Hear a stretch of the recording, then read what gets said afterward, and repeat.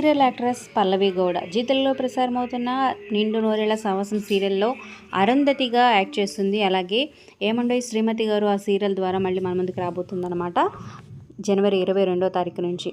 So ఎప్పుడు social మీడియాలో అయితే యాక్టివ్గా ఉంటుంది. ఇక కో యాక్టర్స్తో కలిసి లేటెస్ట్ ట్రెండింగ్ సాంగ్స్కి సూపర్గా డాన్స్ వేసేస్తుంది. మరి తన డాన్స్ యాక్టింగ్ మీకు ఎలా అనిపిస్తుంది? నిండు నూరేళ్ల సావాసం ప్రెజెంట్ ఎపిసోడ్స్పై మీ అభిప్రాయాలు కింద కమెంట్ చేయండి. అలాగే అమర్కి మ్యారేజ్ జరగబోతుందా?